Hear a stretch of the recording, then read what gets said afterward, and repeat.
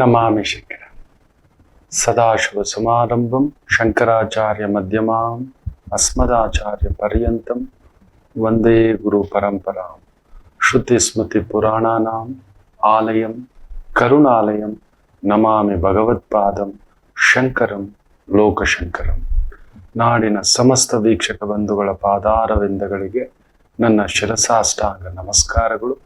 ವಿಶೇಷವಾಗಿ ಶನಿ ರೇವತಿ ನಕ್ಷತ್ರದಲ್ಲಿ ಪ್ರವೇಶ ಅಕ್ಟೋಬರ್ 17ರವರೆಗೂ ರೇವತಿ ನಕ್ಷತ್ರದಲ್ಲಿರುತ್ತೆ.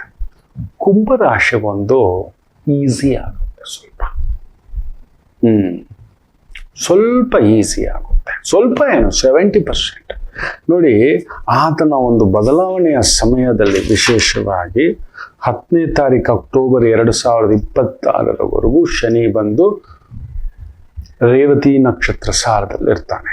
ಸೊ ಆ ಸಂದರ್ಭದಲ್ಲಿ ನೋಡಿ, ಕುಜ ಬಂದು ಅಶ್ವಿನಿ ನಕ್ಷತ್ರ, ಸೂರ್ಯ ಕೃತಿಕಾ ನಕ್ಷತ್ರ, ಚಂದ್ರ ರೋಹಿಣಿ ನಕ್ಷತ್ರ, ಬುಧ ಕೃತಿಕಾ ನಕ್ಷತ್ರ, ಗುರು ಪುನರ್ವಸು ನಕ್ಷತ್ರ, ಶುಕ್ರ ಮೃಗಶಿರಾ ನಕ್ಷತ್ರ, ರಾಹು ಶತಭಿಷ ನಕ್ಷತ್ರ, ಕೇತು ಮಖಾ ನಕ್ಷತ್ರ. ಸೊ ನಿಮಗೆ ಬುಧ ಏನಾಗಬೇಕು? ಪೂರ್ವ ಪುಣ್ಯ ಸ್ಥಾನಾಧಿಪತಿ. ನಮ್ಮ ಪುಣ್ಯ, ನಮ್ಮ ಹೆಸರು, ನಮ್ಮ ಗೌರವ ಇದೆಲ್ಲವನ್ನು ಪಡೆಯಬೇಕು ಎಂದರೆ, ಇವತ್ತೇನಾದರೂ ಪಡೆದಿದ್ದೇವೆ ಅಂದರೆ ಹಿಂದಿನ ಜನ್ಮದಲ್ಲಿ ಹಾಕಿರತಕ್ಕಂಥ ಬಿತ್ತನೆ ಗಿಡ.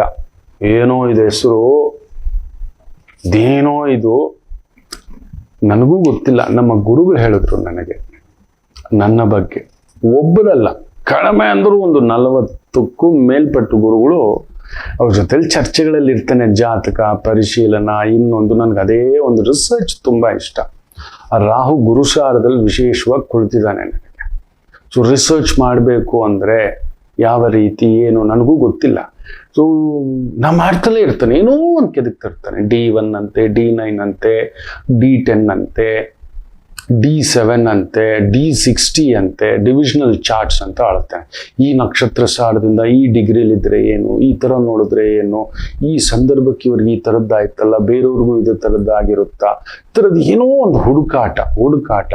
ಅದಕ್ಕೆ ಅವ್ರು ಹೇಳಿದರು, ನಿನ್ನ ಜಾತಕದಲ್ಲಿ ಒಂದು ವಿಶೇಷ ವಿಪರೀತ ರಾಜಯೋಗ ಕಣೋ. 6th in the 12th, 8th in the 12th, ಅದರಲ್ಲಿ 2, 8ರಲ್ಲಿ ವಿಶೇಷವಾಗಿ ರಿಸರ್ಚ್ ಮಾಡಲಿಕ್ಕೆ ಸ್ಪಿರಿಚುವಲ್ ಕಾರಕ, ಮೋಕ್ಷಕಾರಕ, ಜ್ಞಾನ ಪ್ಲಸ್ ಮೋಕ್ಷ ಇಬ್ಬರು ನಿನ್ನ ವಾಕ್ಸ್ಥಾನದಲ್ಲಿದ್ದಾರೆ. ಅಷ್ಟಮದಲ್ಲಿ ಬೇರೆ ರಾಹು, ಆ ರಾಹು ಗುರುಸಾರದಲ್ಲಿ. ಸೊ ನೀನು ಬಂದು ಮೋಕ್ಷ ಲಗ್ನದಲ್ಲಿ ಬೇರೆ ಹುಟ್ಟಿರೋದು. ಸೊ ಯು ವಿಲ್ ಬಿ ಆತ್ಮಕಾರಕನು ಅಲ್ಲೇ ಕುಳಿತಿರೋದು. ಸೊ ದೇ ವಿಲ್ ಡ್ರ್ಯಾಗ್ ಅನ್ನತಕ್ಕಂಥದ್ದನ್ನ ಅವ್ರು ಹೇಳ್ಕೊಟ್ರು ನನಗೆ. ನೀನು ಯಾರು ಗೊತ್ತೇನೋ, ನಿನ್ನ ಹೆಸರೇನು ಗೊತ್ತೇನೋ ಅಂತ. ನಿಜವಾಗ್ಲೂ ತುಂಬ ಒಂದು ದೊಡ್ಡವರಿಗೆ ಮಾರ್ಗದರ್ಶನ ಮಾಡುವಾಗ ನನಗೆ ಆಶ್ಚರ್ಯ. ಗುರುಗಳು ಹೇಳಿದಾಗೆ ನಡೀತಿದೆಯಲ್ಲ, ಇದೇನಿದು ಅಂತ. ಈ ಒಂದು ಗ್ರಹಗಳ ಪರಿಚ್ಛೇದನೆಯ ವಿಪರೀತ ರಾಜಯೋಗ, ಇವುಗಳೆಲ್ಲ ವರ್ಗೋತ್ತಮ ಗ್ರಹಗಳು ಬೇರೆ ಕೆಲವು. ಸೊ ಅದರ ಒಂದು ಪ್ರಭಾವ. ಸೊ ಮ್ಯಾಜಿಕಲ್ ಮೂಮೆಂಟ್ಸ್ ನಿಮ್ಮ ಜಾತಕ ನೀವು ತಿಳ್ಕೊಬೇಕು ಅಂತಕ್ಕಂಥದ್ದು ಅದಕ್ಕೆ ಹೇಳೋದು. ನಿಮ್ಗೆ ನೋಡಿ, ಈ ಪೂರ್ವ ಪುಣ್ಯ, ಅದಕ್ಕೆ ನಿಮ್ಮ ಜೊತೆ ನಾನು ಇಷ್ಟು ಚೆನ್ನಾಗಿ ಮಾತಾಡ್ತಿದ್ದೇನೆ, ಹೇಳ್ತಿದ್ದೇನೆ, ಸುಲಲಿತವಾಗಿ ಇಷ್ಟು ಕಂಟೆಂಟ್ಗಳನ್ನು ಹುಡುಕಿ ತಗೊಂಡು ಬರ್ತಾನೆ ಅಂತ ಹೇಳ್ದ ಅಂದರೆ, ಯಾವುದೋ ಒಂದು ರಿಸರ್ಚ್ ಇದು ಕೊಟ್ಟಿದೆ. Is nothing but Rahu. ಆಮೇಲೆ ಆತ್ಮಕಾರಕ ಅಮಾತ್ಯಕಾರಕ ಬೇರೆ ವಿಪರೀತ ರಾಜಯೋಗದಲ್ಲಿದ್ದಾರೆ, ಅವರು ಬೇರೆ. ಏನ್ ಮಾಡಿದ್ರು ನನ್ನ ಬುದ್ಧಿ ತಗೊಂಡು ಹೋಗ್ಬಿಟ್ಟು ಕೊಡೋದು ಮಾಡೋದು ಅನ್ನೋ. ನಾನು ಆಗಾಗ ಯೋಚನೆ ಮಾಡ್ತೀನಿ, ನನಗೆ ಯಾಕೆ ಈ ಥರ ಬರೋದಿಲ್ಲ? ನಾನೊಬ್ಬನೇ ಬದುಕಬೇಕು ಅಂತ ಬರೋದಿಲ್ಲ. ಯಾರು ಹಾಳಾದ್ರೆ ನಾನು ಮಾತ್ರ, ನನ್ನ ಖುಷಿ, ನನ್ನ ಸ್ವಾರ್ಥ ಅನ್ನೋದು ಏನಕ್ಕೆ ಬರೋಲ್ಲ ಅಂದರೆ, ನನ್ನ ಅಮಾತ್ಯಕಾರಕ ಹಾಗೂ ಆತ್ಮಕಾರಕ ವಿಶೇಷವಾಗಿ ಒಂದು ಪರ್ಟಿಕ್ಯುಲರ್ ಸ್ಥಾನದಲ್ಲಿ ಅದ್ಭುತವಾಗಿ ಕಾಂಬಿನೇಷನ್ ಆಗಿ ಕೂತಿದ್ದಾರೆ, ಮೋಕ್ಷ ಸ್ಥಾನದಲ್ಲಿ ಕೂತಿದ್ದಾರೆ. ಅದಕ್ಕೆ ನಿಮ್ಮ ಜಾತಕದಲ್ಲಿ ನಿಮ್ಮ ಸೂರ್ಯ ಎಲ್ಲಿ ಕುಳಿತಿದ್ದಾನೆ, ನಿಮ್ಮ ಅಮಾತ್ಯಕಾರಕ ಎಲ್ಲಿ ಕುಳಿತುಕೊಂಡಿದ್ದಾನೆ. ಅಮಾತ್ಯ ಅಂದ್ರೆ ಮಂತ್ರಿ, ನೆನ್ಪಿಟ್ಕೊಳ್ಳಿ. ನಿಮ್ಮ ಆತ್ಮಕಾರಕ ಅನ್ನೋದು ಇನ್ನೊಂದಿದೆ, ಹೈಯೆಸ್ಟ್ ಡಿಗ್ರಿ ಒಂದು ಗ್ರಹ, 2nd ಹೈಯೆಸ್ಟ್ ಡಿಗ್ರಿ ಗ್ರಹ. ಆಮೇಲೆ ಲೋವೆಸ್ಟ್ ಡಿಗ್ರಿ ಗ್ರಹ ಕೂಡ ಏನ್ ಮಾಡುತ್ತೆ ಅಂತ ನಾವು ನೋಡ್ತೇವೆ, ನಮ್ಮನ್ನ ಸೆಳೆಯುತ್ತೆ. ಜಾತಕದಲ್ಲಿ. ಸುಮ್ಮನೆ ಅಲ್ಲ, ಜಾತಕಗಳು ಏನೇನೋ ಹೇಳೋದು, ಇನ್ನೊಂದು ಅಂತ ಹೇಳ್ತಾರೆ. ಅದು ದೈವವೇ ನಡೆಸಬೇಕು. ಅಷ್ಟು ಚಾರ್ಟ್ಗಳು ಕಣ್ಮುಂದ್ಗಡೆ ಬರಬೇಕು. ಬರೀ D1 ಒಂದೇ ಅಲ್ಲ, D9 ಇಂದ ಹಿಡಿದು D10 ಇಂದ ಹಿಡಿದು D7 ಇಂದ ಹಿಡಿದು ಅಷ್ಟು ಆ ಕಣ್ಮುಂದ್ಗಡೆ ನೆನೆಸಿ ಅದನ್ನೆಲ್ಲ ಸೇರಿಸಿ ಒಂಥರ ಕಿಚಡಿ ತರ ತಗೊಂಡ್ ಬಂದು ಹೇಳೋದು ಪ್ರೆಸೆಂಟೇಶನ್. ಇದು ನಾವು ನುಡಿಲಿಕ್ಕೆ ಸಾಧ್ಯವೇ ಇಲ್ಲ. ಅಂದ್ರೆ ಯಾವುದೋ ಪೂರ್ವ ಪುಣ್ಯ ಇರಬೇಕು, ಪೂರ್ವ ಪುಣ್ಯದ ಬಲವಿರಬೇಕು. ಸೊ ಕುಂಭರಾಶಿಗೆ ಅಂತ ಒಂದು ಪೂರ್ವ ಪುಣ್ಯ ಸ್ಥಾನದ ಬುಧ 2ನೇ ಮನೆ ವಾಣಿ ಸ್ಥಾನದಲ್ಲೇ ವಾಣಿಕಾರಕನ ರೂಪದಲ್ಲಿ ಶನಿ ಬಂದಿರೋದ್ರಿಂದ somebody who is into communications, lawyers ಇರ್ಬೋದು, ಟೀಚರ್ಸ್ ಇರ್ಬೋದು, ಡಾಕ್ಟರ್ಗಳಿಗೆ ಟ್ರೈನಿಂಗ್ ಕೊಡ್ತಕ್ಕಂಥವ್ರು ಇರ್ಬೋದು, ಸ್ಪಿರಿಚುವಲ್ ಕನ್ಸಲ್ಟೆಂಟ್ ಇರ್ಬೋದು, ಪಾಡ್ಕಾಸ್ಟ್ ಮಾಡ್ತಕ್ಕಂಥವ್ರು ಇರ್ಬೋದು, ಮೆಡಿಯನಲ್ ಕೆಲಸ ಮಾಡ್ತಕ್ಕಂಥದ್ದು ಇರ್ಬೋದು, ಬರವಣಿಗೆ ಇರ್ಬೋದು, ಅಲಂಕಾರ ವೃತ್ತಿ ಇರಬಹುದು, ಜ್ಯೋತಿಷ್ಯ ಇರಬಹುದು, ಸ್ಪಿರಿಚುವಲ್ ಇರ್ಬೋದು, ಸೈಕಾಲಜಿಸ್ಟ್ಗಳಿರ್ಬೋದು, ಹೀಲರ್ಗಳಿರ್ಬೋದು, ಹೀಲಿಂಗ್ ಇನ್ನೊಬ್ಬರು ತೊಂದರೆಯನ್ನ ಹೀಲ್ ಮಾಡ್ತಕ್ಕಂಥವ್ರು, ಫಿಸಿಯೋಥೆರಪಿಸ್ಟ್ಗಳಿರ್ಬೋದು, ಮೂಳೆ ಕಟ್ಟಿನ ವೈದ್ಯರುಗಳಿರ್ಬೋದು, ಸಾಂಪ್ರದಾಯಿಕ ವಿದ್ಯೆಗಳಿರಬಹುದು, ಮೇಕಪ್ಪು, ಬ್ಯೂಟಿ ಪಾರ್ಲರ್, ಅದರಲ್ಲಿ ಒಂದು ದುಡಿತ ವ್ಯವಹಾರ ಮಾಡ್ಕೊಳ್ತಿರೋದಿರ್ಬೋದು, ವಾದ್ಯ, ನಾಟ್ಯ, ಮ್ಯೂಸಿಕ್, ಈ ಥರ ಮೀಡಿಯಾನಲ್ಲಿ ಬರೋದು, ಯೂಟ್ಯೂಬ್ ಚಾನೆಲ್ ನಡೆಸೋದು, ಅಡಿಗೆ ಮಾಡೋದು, ಪಾಪ್ಯುಲಾರಿಟಿ ತಗೊಂಡಿರೋದು, ಹೆಸರು ಪಡೆಯೋದು, ಧನ ಸಂಪಾದನೆ ಮಾಡೋದು, ಲಿಟಲ್ ಫೈನಾನ್ಸಿಂಗ್ಗೆ ಸಂಬಂಧಪಟ್ಟಂತ ವ್ಯವಹಾರ ಮಾಡೋದು, ಇವೆಲ್ಲವನ್ನ ಸೂಚಿಸ್ತಾನೆ ಪೂರ್ವ ಪುಣ್ಯ ಸ್ಥಾನಾಧಿಪತಿ ಧನಸ್ಥಾನಕ್ಕೆ ಬಂದ್ರೆ. ಫ್ಯಾಂಟಾಸ್ಟಿಕ್. ಹಾಗೆ ಬುಧ ಬಂದು ಅಷ್ಟಮಾಧಿಪತಿ ಕೂಡ. ದಿಢೀರ್ ದುಡ್ಡು ಬರುತ್ತೆ, ಅಷ್ಟೇ ದಿಢೀರ್ ಖರ್ಚುಗಳು ಬರುತ್ತೆ ನಿಮಗೆ. ಅದಕ್ಕೆ ಕುಂಭರಾಶಿಯವ್ರಿಗೆ ದುಡ್ಡು ಎಷ್ಟು ಬರುತ್ತೋ ರೆಡಿ ಫಾರ್, ನಿಮ್ಗೊಂದು 10,000 ಬರುತ್ತಂದ್ರೆ 20,000 ಕಮಿಟ್ಮೆಂಟ್ಗೆ ರೆಡಿ ಆಗಿ ಅಂತ ಹೇಳ್ತಾರೆ. ಗಮನಿಸಿ ನೋಡಿ, ನನ್ಗೊಬ್ರು ಆತ್ಮೀಯರು ಮೊನ್ನೆ ಫೋನ್ ಮಾಡ್ತಾರೆ. ನಾನು ಹೇಳಿದೆ ಪ್ರಶ್ನ ಲಗ್ನ ನೋಡಿದ ತಕ್ಷಣ ಒಂದು ಒಳ್ಳೆ ಅಮೌಂಟ್ ಬಂದಿದೆಯಲ್ಲ ಅಂತ ಹೇಳಿದೆ. ದೊಡ್ಡ ಅಮೌಂಟ್ ಬಂದಿದೆ ಗುರೂಜಿ ಅಂತ. ಸೂಪರ್ ಅಂತ ಹೇಳಿದೆ. ರೆಡಿಯಾಗಿ ಖರ್ಚಿಗೆ ಅಂದೆ. ಬಿದ್ದು ನಗ್ತಿದ್ದಾರೆ. 3 ದಿನ ಆಗಿದೆ, 6 ಕೋಟಿ ಅಕೌಂಟ್ಗೆ ಬಂದಿದೆ. ಒಂದು ಕಡಿಮೆ ಅಂದರೂ 14 ಕೋಟಿಯ ಒಂದು ಟ್ಯಾಕ್ಸು, ಇನ್ನೊಂದು ಬೇರೆ ಕಮಿಟ್ಮೆಂಟ್ಗಳು ಬಂದಿದೆ. ಗುರುಗಳೇ, ನಾನು 6 ಕೋಟಿ ನೋಡಿ ಖುಷಿ ಪಡ್ಲಾ, ಈ ಕಮಿಟ್ಮೆಂಟ್ನ ನೋಡಿ ಒದ್ದಾಡ್ಲಾ ಅಂತ. ಒದ್ದಾಡೋದು ಯಾಕೆ ಒದ್ದಾಡ್ತೀರಿ, ನೀವು ಖರ್ಚು ಮಾಡ್ತಾರಿ, ಬರ್ತಾ ಇರುತ್ತೆ ಅಂದೆ.